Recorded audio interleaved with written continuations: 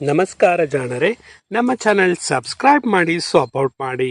No drama no fake, only reality ಅಂತ ಹೇಳ್ತಾ ಇವತ್ತು ನಾನು ಹೇಳಕೊಟ್ಟಿರ್ತಕ್ಕಂಥ ವಿಚಾರ ಯಾರ್ದಪ್ಪ ಅಂತ ಹೇಳಿದ್ರೆ, ನಮ್ಮ ಉಕ್ಕಿನ ಮನುಷ್ಯ ಅಂತಲೇ ಹೆಸರಾಗಿರ್ತಕ್ಕಂಥ ಸ್ವಾಮಿ ವಿವೇಕಾನಂದವರ ಬಗ್ಗೆ ತಿಳಿದುಕೊಳ್ಳೋಣ.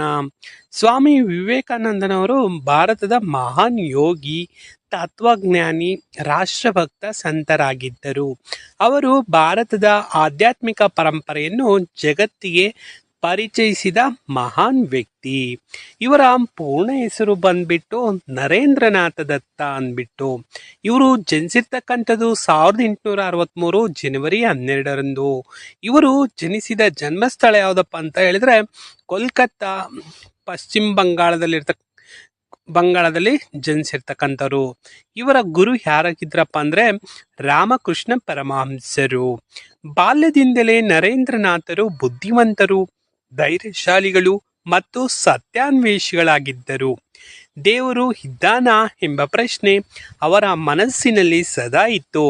ಅವರು ಅನೇಕ ಸಾಧು ಸಂತರನ್ನು ಭೇಟಿ ಮಾಡಿದರು, ಆದರೆ ಸಮಾಧಾನಕರ ಉತ್ತರ ಸಿಗಲಿಲ್ಲ. ಕೊನೆಗೆ ಅವರು ರಾಮಕೃಷ್ಣ ಪರಮಹಂಸರ ಶಿಷ್ಯರಾಗಿದ್ದರು. ಗುರುದೇವರ ಮಾರ್ಗದರ್ಶನದಿಂದ ಅವರಿಗೆ ಆತ್ಮಜ್ಞಾನ ದೊರಕಿತು. ಗುರು ನಿಧನರಾದ ನಂತರ ಅವರು ಸನ್ಯಾಸ ಸ್ವೀಕರಿಸಿ ಸ್ವಾಮಿ ವಿವೇಕಾನಂದ ಎಂಬ ಹೆಸರಿನಿಂದ ದೇಶದೆಲ್ಲೆಡೆ ಸಂಚರಿಸಿದರು. ಭಾರತದ ಬಡಜನರ ದುಃಖ, ಅಜ್ಞಾನ ಮತ್ತು ದಾರಿದ್ರ್ಯವನ್ನು ನೋಡಿ ಅವರ ಮನಸ್ಸು ಕಳವಳಗೊಂಡಿತು. ದೇಶೋದ್ಧಾರಕ್ಕೆ ಆಧ್ಯಾತ್ಮಿಕ ಶಕ್ತಿಯ ಜೊತೆಗೆ ಶಿಕ್ಷಣ ಅಗತ್ಯ ಎಂದು ಅವರು ನಂಬಿದ್ದರು.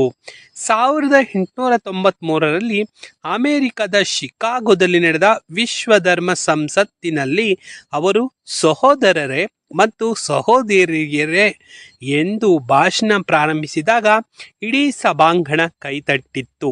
ಅವರ ಭಾಷಣದಿಂದ ಭಾರತದ ವೇದಾಂತ, ಸಹಿಷ್ಣುತೆ ಮತ್ತು ಮಾನವೀಯತೆ ಜಗತ್ತಿನ ಗಮನ ಸೆಳೆದಿತ್ತು. ನಂತರ ಅವರು ರಾಮಕೃಷ್ಣ ಮಿಷನ್ ಸ್ಥಾಪಿಸಿ ಶಿಕ್ಷಣ, ಆರೋಗ್ಯ ಮತ್ತು ಸಮಾಜ ಸೇವೆಗೆ ಅಡಿಪಾಯ ಹಾಕಿದರು. ಅವರ ಸಂದೇಶ ಎದ್ದು ನಿಲ್ಲಿ, ಜಾಗೃತರಾಗಿ, ಗುರು ತಲುಪುವವರೆಗೆ ನಿಲ್ಲಬೇಡಿ.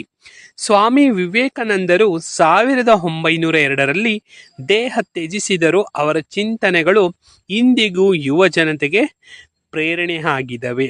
ಇವರನ್ನ ಇನ್ನೊಂದು ಹೆಸರಿಂದನೂ ಕರಿತಿದ್ರು ಅಂತಲೇ ಹೇಳ್ಬೋದಾಗಿದೆ. ಅದು ಉಕ್ಕಿನ ಮನುಷ್ಯ ಅಂತಲೂ ಕೂಡ ಕರಿತಾ ಇದ್ರು. ಈ ನರೇಂದ್ರನಾಥ ಅವರ